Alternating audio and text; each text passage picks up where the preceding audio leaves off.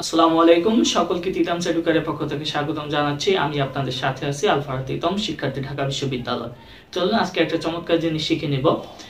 আজকে আমরা একটা শর্টকাট ট্রিক শিখে নিব যে ভার্বের শেষে এল যুক্ত হয়ে কি হয়। হ্যাঁ, ভার্বের শেষে এল যুক্ত হয়ে কি হয় এবং নাউনের শেষে এল যুক্ত হয়ে কি হয়। এটা একটা খুবই শর্ট টেকনিক, চলুন আমরা শিখে নিই।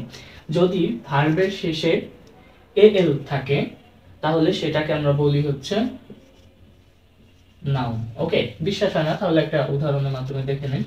যেমন প্রপোজ। হ্যাঁ, প্রপোজ কিন্তু একটা ভার্ব, এর সাথে আমরা যদি এল যোগ করি তাহলে আমরা কি বলি? প্রপোজাল। প্রপোজাল, তাহলে ঠিক আছে যে প্রপোজাল হচ্ছে নাউন। ওকে, এন্ড নাউনের পরে এল যুক্ত হয়ে কি হয়। ঠিক আছে, নাউনের পরে এল যুক্ত হয়ে কি হয়, চলুন আমরা একটু দেখে নিই যে নাউনের পরে এল যুক্ত হয়ে গঠিত হয় হচ্ছে অ্যাডজেক্টিভ।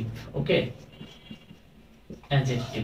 ঠিক আছে, চলুন একটা উদাহরণের মাধ্যমে দেখে নিই। যেমন ধরেন নেশন। হ্যাঁ, নেশন কি একটা নাউন, এর সাথে আমরা যদি এল যুক্ত করি তাহলে কি হয়ে যায়? ন্যাশনাল। সেক্ষেত্রে ন্যাশনালটা কি একটা অ্যাডজেক্টিভ। ঠিক আছে, আমরা সকলে বুঝতে পারছি। ধন্যবাদ সকলকে। তিতাম এডুকেয়ারের সঙ্গেই থাকবেন। আসসালামু আলাইকুম।